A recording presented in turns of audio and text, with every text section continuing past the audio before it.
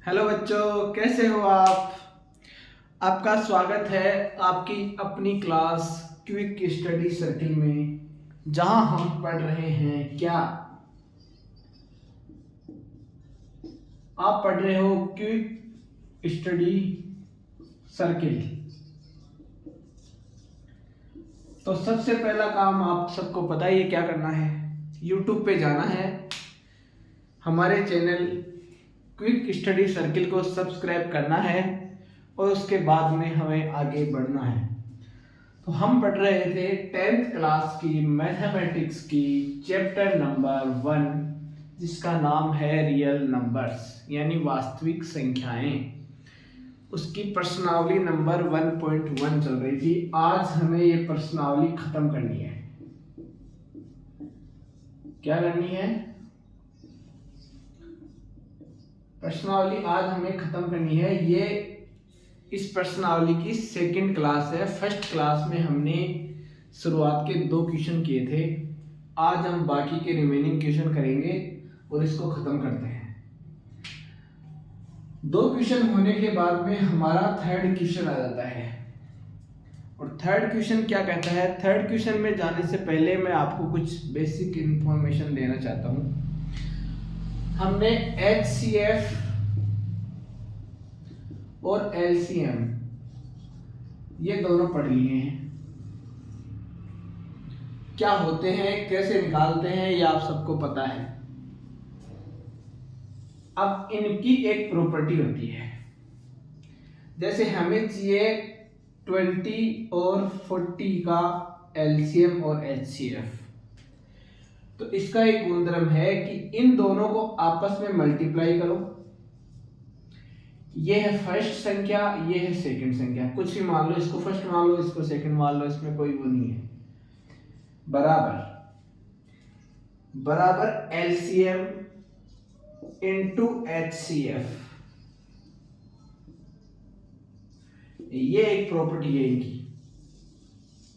अगर हम LCM को HCF से मल्टीप्लाई करें तो हमारे पास इन दोनों संख्याओं का गुणनफल आ जाएगा। समझे? तो अगर मैं आपसे बोलूं कि ये 2 संख्याएं हैं और इनका मैं आपको HCF दे दूं, तो क्या LCM आप निकाल सकते हो? या मैं LCM दे दूं तो HCF आप निकाल सकते हो? बताओ। जैसे इनका HCF क्या होगा? चलो इनका HCF निकालते हैं। इसको हम प्रूफ करके दिखाते हैं आपके सामने। 2 संख्याएं चूज करते हैं। हम चूज कर ले, 20 और 40 लेते हैं। 20 के गुणनफल क्या हो गए? 2 इंटू 2 इंटू 5। अब आप बोलोगे सर कैसे किया आपने? वही सिंपल सी बात, 0 है और 0 कैसे बनता है? 2 और 5 से। तो 2 इंटू 5, इसने 0 बना दिया और 2 ये है ही, तो हो गया 20। वही 40 की बात।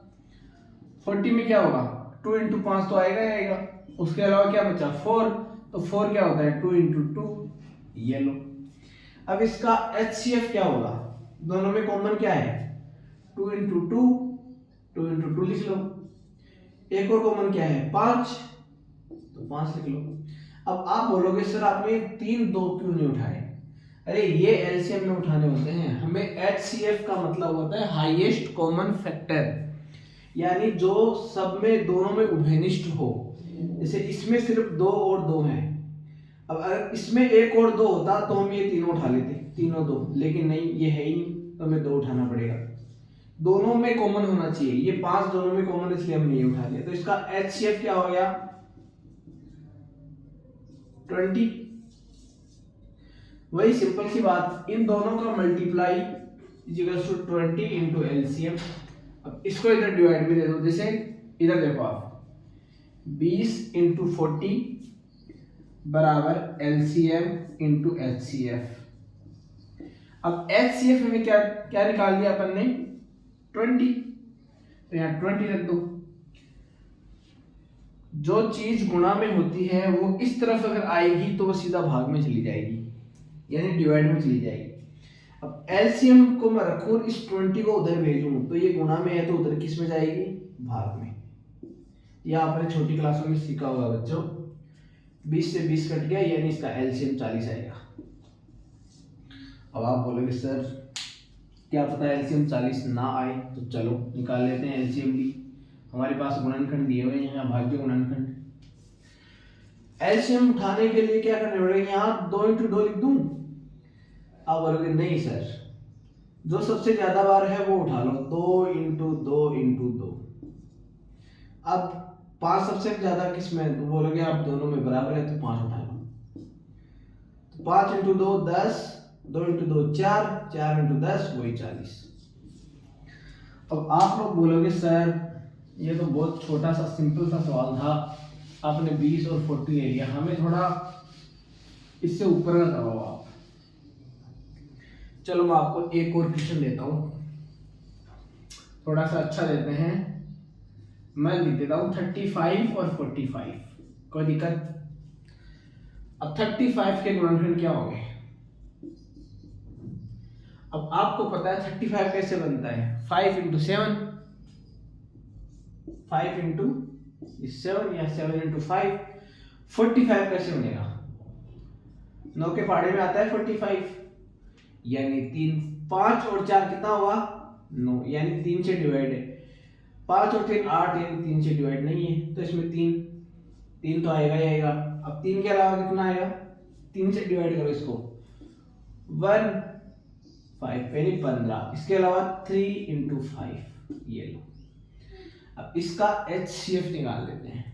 HCF क्या आएगा, 3 उसमें है नहीं है, ये 3 उसमें है नहीं है, 5 उसमें है 5, 7 इसमें है नहीं है, यानी HCF हो गया 5। अब HCF 5 है इसका, तो हमें क्या करना है बच्चों, अब हमें चाहिए इसका एलसीएम भी निकाल लेते हैं। चलो यहीं से निकाल लेते हैं, इसका HCF हो गया 5। अब यहीं से एलसीएम निकाल देते हैं। इसका एलसीएम क्या होगा बताओ, जो ज्यादा बार उठा लो, 3 × 3 7, 5, तो कितना होगा 3 × 3 × 35, 7 5 या 35। अब इनको मल्टीप्लाई करो, 9 × 35। अब इनको मल्टीप्लाई करो, 9 5 जा 9 5 45 का 4, 9 3 जा 27, 27 और 4 27 और 4 कितने हो गए 31, 315, यानी इसका एलसीएम होगा 315। अब आप बोलोगे सर HCF आ गया, एलसीएम आ गया, तो दोनों संख्या का गुणनफल निकाल लो। तो चलो निकालते हैं। 315 मल्टीप्लाई बाई कितना है इसका HCF 5, तो कितना आएगा 5 2 7 1575। अब इन दोनों को आपस में मल्टीप्लाई करो, अगर 1575 आ गया तो हमारी प्रॉपर्टी एकदम सही है, कोई दिक्कत वाली बात नहीं है। तो निकाल ले, मल्टीप्लाई कर ले, शुरू करें। चलो 45 मल्टीप्लाई बाई 35 क्या हो गया 5 पचम 25 हासिल 2, 5 चौक 20, 20 और 2 22, मल्टीप्लाई 5 थी 15 को 5 हासिल किए, 4 थी 12 1 13, कितना आया 5 7 5, ये तो 1575। दोनों सेम है कि नहीं है। इसका मतलब दो संख्याओं का HCF एंड LCM जब हम निकालेंगे तो दोनों संख्याओं का गुणनफल उन दोनों संख्याओं के HCF और LCM के गुणनफल के बराबर होगा। आई बात समझ। अब चलो हम प्रश्नावली में चलते हैं। अब प्रश्नावली का फर्स्ट क्वेश्चन मैं आपको बताता हूं। थर्ड क्वेश्चन है, थर्ड क्वेश्चन तो हमने कर लिया था ना। फोर्थ क्वेश्चन नंबर 4 है। थर्ड क्वेश्चन मैंने पिछले क्लास में करवा दिया है। अब आता है फोर्थ क्वेश्चन। HCF, चलो मैं लिख देता हूं यहां पे HCF 306 और 657 का कितना है 9 दिया है। 9 दिया है। अब पूछ रहा है कि इनका हमें एलसीएम चाहिए। अब बताओ कितना सिंपल सवाल, देखो हो गया। वही सिंपल सी बात, दो संख्याएं, ये है फर्स्ट गुणा ये है सेकंड बराबर एलसीएम गुणा एचसीएफ। कोई दिक्कत? सिंपल सी बात है। फर्स्ट संख्या क्या है 306, सेकंड क्या है 657 बराबर ये क्या दिया है हमें एचसीएफ, तो एलसीएम गुणा एचसीएफ कितना है 9। अब हमें चाहिए एलसीएम, 9 इधर गुणा में है तो उधर भाग में भेज दो सीधा। 306 गुणा 657, और साफ साफ लिख देते हैं यार। 306 गुणा 657 डिवाइड बाई 9। अब 9 का इसमें भाग जाएगा, आराम से जाएगा। 9 को इसमें डिवाइड करो, 30 से भाग करो, 9 एकम 9, 9 दो 18, 9 30 27, 3 बार जाएगा, कितना बचा 3, 36 में 4 बार, यानी कि बराबर 34 गुणा 657। सही है, कोई दिक्कत? अब 657 को 34 से मल्टीप्लाई कर लो। देखो आप 20 तक पढ़े याद कर लेना, बिल्कुल एकदम याद होनी चाहिए। अब इसको मल्टीप्लाई करो, 8 2 20 2 22 का 2 हासिल की 2, 6 चौक 24, 24 और 2 26, 21 2 15 17 1 19, 8 3 3, ये लो, यानी इसका एलसीएम हमारे पास आएगा 2 2 3 3 8। कोई दिक्कत? एचसीएफ दिया था, एलसीएम हमने उतार दिया। अब आप बोलोगे सर आपकी बात तो ठीक है, एलसीएम को 9 से मल्टीप्लाई करोगे तो इन दोनों का गुणनखंड आएगा। आप चेक कर लेना करके, इतनी कैलकुलेशन तो आप भी कर सकते हो बच्चों। अब नेक्स्ट क्वेश्चन है, ये है 4th क्वेश्चन, ये हो गया। अब नेक्स्ट क्वेश्चन देखते हैं हम, ठीक है। क्वेश्चन नंबर 5, जांच कीजिए कि। अब हमें जांच करनी है, यानी हमें प्रूफ करना है। क्या प्रूफ करना है? कि किसी प्राकृत संख्या n के लिए, क्या क्वेश्चन है, किसी प्राकृत संख्या n के लिए संख्या। अब संख्या क्या दे रखी है, संख्या देखना, संख्या है 6 की पावर n, अंक 0 पर समाप्त होती है। इस चीज की हमें जांच करनी है कि ये संख्या जो है, अगर n का मान हम रखते जाएं और ये संख्या कौन से n के मान में 0 पे समाप्त होगी, ये चीज देखनी है हमें। अब प्राकृत संख्या क्या होती है, ये पता है आपको? प्राकृत संख्या मतलब, प्राकृत संख्या 1 से शुरू होती है, जैसे 1 2 3 4 5 6 7 8 अप टू इंफिनिटी, यानी पॉजिटिव इंटीजर्स। अब प्राकृत संख्या में 0 नहीं होता, नेगेटिव नंबर नहीं होता। चलो n की वैल्यू, अब क्या रख सकते हैं n की वैल्यू? अब आप मुझे ये बताओ, अब मैं आपसे पूछता हूं, इसमें हमें अंक क्या चाहिए? 0 चाहिए।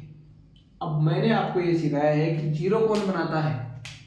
सिंपल सी बात है, 0 बनाता है 2 into 5। अगर इसके गुणनखंड में 2 into 5 है तो इसका मतलब ऐसा कोई n होगा जो 0 बनाता है। चलो देखते हैं। 6 को हम क्या लिख सकते हैं, ये है 6 की पावर n यानी 2 इंटू 3 की पावर n। ओके, अब n की वैल्यू 1 रखो,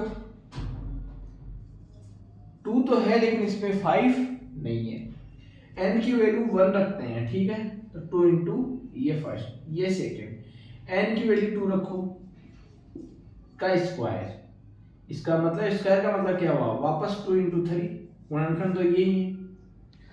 अब n की वैल्यू चाहिए तुम कितनी भी रख लो, 50 रख लो, वही आएगा 2 इंटू 3, 2 इंटू 3, 2 इंटू 3। कहीं पर भी 5 आ रहा है क्या, 5 आएगा नहीं, 0 बनेगा नहीं।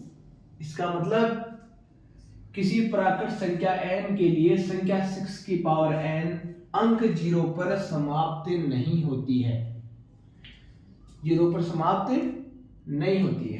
समझ आया बच्चों? आपको बस ये एक चीज याद रखनी है, 0 कौन बनाता है, 2 इंटू 5, इतना सा याद रखो। आगे जब आप जाओगे कंपटीशन की क्लासेज में, उनमें भी ये कंसेप्ट यूज होता है, 2 इंटू 5। जैसे बड़े बड़े आपको मल्टीप्लाई करने हो, जैसे मैं लिख दूं यहाँ पे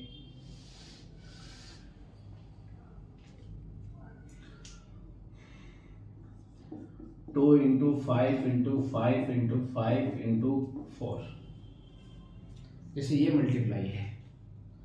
अब बच्चे क्या करेंगे, इसको मल्टीप्लाई करेंगे 5 इंटू 5 इंटू 25, 25 का 125, फिर 4 से मल्टीप्लाई, फिर 2 से मल्टीप्लाई। अरे गधो, ऐसे नहीं करना है। 5 को 2 से करो, कितना आया, 10। ये क्या है, 4 का मतलब 2 इंटू 2, फिर इस 5 को 2 से करो, कितना आया, 10। इस 5 को 2 से करो, कितना आया, 10, यानी 3 बार 10 आ गया, तो 10 इंटू 10, ये लो 1000। सिंपल, समझ आया? चलो अब नेक्स्ट क्वेश्चन देखते हैं। Question number 6। आज बच्चों में आपसे ज्यादा माथापच्ची नहीं करूंगा, प्रश्नावली हमारी खत्म होने वाली है। क्वेश्चन नंबर 6 है, लास्ट क्वेश्चन है, लास्ट नहीं यार, एक और इसके बाद। क्वेश्चन नंबर 6 कहता है कि व्याख्या कीजिए, व्याख्या करनी है 7 इंटू 11 इंटू 13 प्लस 13 और 7 into 6 into 5 into 4 into 3 into 2 into 1 plus 5। भाज्य संख्या ये क्यों है? अब हमें ये बता रखा है कि ये संख्या भाज्य संख्या है, ये बता दिया हमें, ये संख्या भी भाज्य संख्या है। ये क्वेश्चन में बोला गया है कि ये दोनों संख्या ये भाज्य हैं, पर आप हमें ये बताओ कि ये दोनों संख्या भाज्य क्यों है। अब याद करो भाज्य संख्या होने की डेफिनेशन। पहले तो आप मुझे अभाज्य संख्या होने की डेफिनेशन बताओ। अभाज्य संख्या क्या होती है? अभाज्य संख्या ऐसी संख्या होती है जो स्वयं और एक के अलावा किसी से डिवाइड ना हो, जैसे 29। जितना जोड़ लगाना है लगा लो। अब इसमें किसी 1 के और 29 के अलावा इस संख्या में किसी और का भाग कतई नहीं जाएगा। 19 ले लो, 17 ले लो, 23 ले लो, ये क्या संख्या है? अभाज्य संख्या। अभाज्य संख्या का मतलब सिर्फ दो ही गुणनखंड, क्या क्या? एक तो संख्या स्वयं और एक 1। अगर मैं इसमें प्रूफ कर दूं कि इसमें इन दो संख्याओं के अलावा और भी गुणनखंड हैं, तो क्या ये भाज्य संख्या हो जाएगी? तो आप बोलोगे सर बिल्कुल सही बात है आपकी, हो जाएगी। क्यों नहीं होगी? क्योंकि भाज्य अभाज्य होने का तो यही है ना कि स्वयं और संख्या, स्वयं और एक के अलावा कोई गुणनखंड नहीं होगा। तो चलो इसको सोल्व करते हैं। अब इसमें ध्यान से देखो, यहाँ 7 है, यहाँ 11 है, यहाँ 13 है, बीच में प्लस का निशान है और यहाँ 13 है। तो कुछ बुझा? किसी को बुझा क्या करना है? अब आप देखो आप लोग ऐसे भी कर सकते हो कि इस तीनों को मल्टीप्लाई करो, फिर 13 जोड़ो और फिर उनका अभाज्य गुणनखंड करो, और इतनी माथापच्ची करने की जरूरत नहीं है। आप क्या करो, यहां से और यहां से 13 को बाहर निकाल लो। तो यहाँ क्या बचा, 7 × 11 × 1, यहाँ प्लस और ये 13 गया तो 1 बच गया, ये क्वेश्चन बन। अब 13 × 7 ना 13 कोष्टक 7 × 11 + 1 कितना हो गया 77। 13 × 77 प्लस का ऊपर है कितना हुआ 13 × 78। मतलब इस संख्या के 2 गुणनखंड और आगे देखो, ये संख्या 13 से भी डिवाइड हो जाएगी और 78 से भी डिवाइड हो जाएगी और 1 से भी डिवाइड हो जाएगी, यानी 3 गुणनखंड, एक संख्या और 3 गुणनखंड। वाह क्या बात है। और ऊपर से 2 से और डिवाइड हो जाएगी, बताओ होएगी नहीं होएगी, 3 से और हो जाएगी। ये संख्या 3 से डिवाइड होगी या नहीं होगी, ये संख्या भी 3 से डिवाइड हो जाएगी, गुणा करके प्लस करके आप करोगे तो 3 से हो जाएगी। यानी इस संख्या के 1 से ज्यादा कई गुणनखंड है, इसका मतलब ये संख्या भाज्य संख्या है। कौन सी संख्या है, भाज्य संख्या। अब ये वाला देखो, किसी को चमका 7 6 5 4 3 2 1 प्लस। अब प्लस आ गया तो मेरे मन में एक ही सवाल आता है कि बच्चों यहाँ 5 है, यहाँ 5 है, कॉमन निकाल लो। और जैसे ही कॉमन निकालोगे क्या बचेगा, 5 कॉमन निकालो, 7 × 6 × 4 × 3 × 2 + 1। कोई दिक्कत, इनको मल्टीप्लाई करो। अब देखो इसमें 5 अगर होता तो मैं 5 × 2 करके मल्टीप्लाई कर देता। अब इसमें 5 है नहीं तो क्या करेंगे बताओ, 8 24 3 से मल्टीप्लाई करेंगे तो ये क्या हो गया 24, ये 42 × 24 कितना होगा 8 4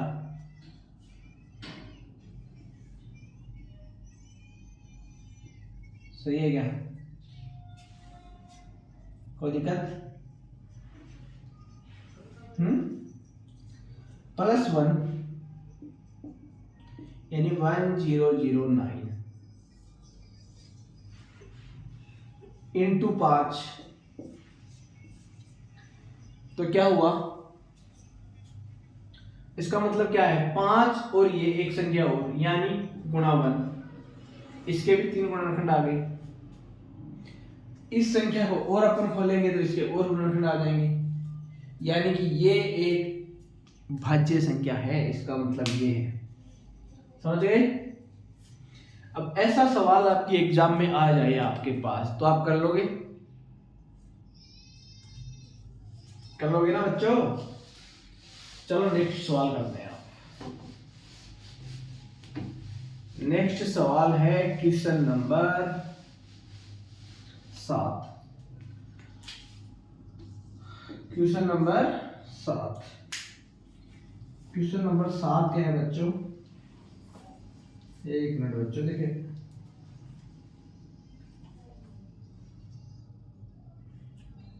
क्वेश्चन नंबर 7 है किसी खेल के मैदान के चारों ओर। क्वेश्चन नंबर 7 क्या है देखना, किसी खेल के मैदान के चारों ओर एक वृत्ताकार पथ है। अब मैं इसको एक्सप्लेन करता हूं। कोई खेल का मैदान है, किसी भी आकार का मान लो, जैसे ऐसे मान लो यार, चलो ये मान लेते हैं। अब इस खेल के मैदान के चारों ओर एक वृत्ताकार पथ है। ऐसा एक पथ बना हुआ है वृत्ताकार, ये पथ है, ठीक है। इस मैदान का एक चक्कर लगाने में अब एक सोनिया नाम की लड़की है। क्या नाम है लड़की का? सोनिया। इसका एक चक्कर लगाने में कितना टाइम लगाती है? 18 मिनट। इसका मतलब समझे, अगर सोनिया यहां से शुरू करे और यहां से यहां दौड़ के वापस यहीं पे आए तो 18 मिनट ले लेगी। अब जबकि इसी मैदान का एक चक्कर लगाने में रवि को 12 मिनट लगते हैं। अब एक लड़का है जिसका नाम है रवि, वो यहां से यहां दौड़ के आता है तो उसको 12 मिनट लगते हैं। अब आप लोग ऐसे मत बोल देना सर आपने तो लड़की को स्लो भगा रखा है, लड़का तो 12 मिनट में ही आ रखा है, इसका मतलब लड़की धीरे दौड़ रही है लड़का तेज दौड़ रहा है। अरे आपकी बुक में लिखा है एग्जाम्पल, ठीक है।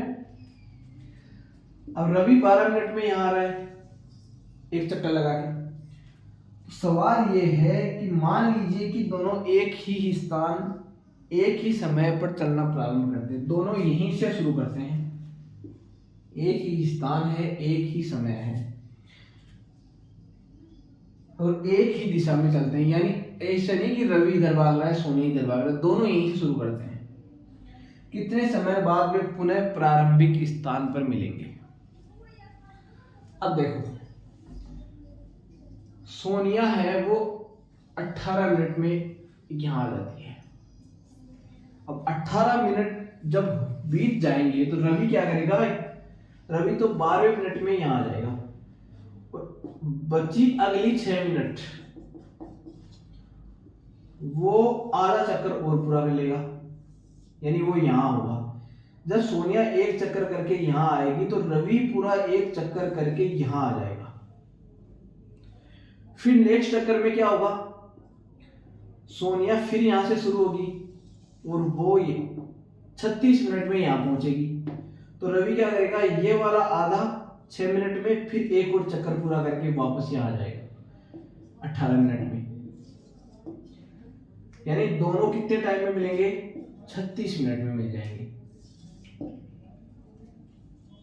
अगर अब आपके पास इससे बड़ा सवाल आ जाए, वहां पे 12 36 नहीं 3 लोग दे दे एक साथ, तो आप कैसे निकालोगे? इसका सिंपल सा ट्रिक है। आप मुझे ये बता दो कि 12 और 18 इन दोनों का मुझे एलसीएम बता दो। जो एलसीएम आएगा वही टाइम, उसी टाइम पे दोनों एक जगह मिल जाएंगे। अब एलसीएम का मतलब ये है कि ऐसी संख्या जिस संख्या से ये भी विभाजित हो जाए और जिस संख्या में इसका भी विभाजन हो जाए और इसका भी। तो 12 और 18 का एलसीएम क्या होगा? चलो निकालते हैं। 12 के गुणनखंड 2 × 2 × 3 और 18 के गुणनखंड 2 × 2 3 3 × 3। अब इसका एलसीएम क्या होगा? एलसीएम 2 यहाँ कितनी बार है? 2 बार, यानी दोनों उठा लो। 3 यहाँ कितनी बार है? 2 बार, ये भी उठा लो। कितना हुआ? 4 × 9 यानी 36 मिनट। यानी दोनों 36 मिनट में मिल जाएंगे। समझे? सीधा एलसीएम निकालो। अगर ऐसे आपको दे दे कि ये 4 चक्कर करता है, कोई संख्या दे दे 37 दे दे और एक 47 दे दे या कुछ भी दे दे और आपको बोले कि इतने मिनट में चक्कर लगा रहा है, तो आप तो चक्कर लगाते रह जाओगे। इसमें सीधा एलसीएम निकालो, वही उसका आंसर हो जाएगा। ये वाला सवाल कंपटीशन के एग्जाम्स में आता है। उसमें 3 दे रखे, जैसे 12 दे दिया, 18 दे दिया और 36 दे दिया। 3 लड़के हैं, इस स्पीड से भाग रहे हैं, तो तीनों एक साथ कब मिलेंगे? तीनों का एलसीएम निकाल लो, आंसर आ जाएगा। तो बच्चों आज की हमारी क्लास यही समाप्त होती है। कल आप क्या करोगे? ये वाला क्वेश्चन फिर से प्रैक्टिस करना, अच्छा क्वेश्चन है, एग्जाम में आ सकता है। हमारी प्रश्नावली 1.1 आज खत्म हो चुकी है, कल हम शुरू करेंगे 1.2। और मैं आपको एक चीज और बता दूं, जाने से पहले आप एक काम करना, YouTube पे जाना और हमारा जो चैनल है क्विक स्टडी सर्किल,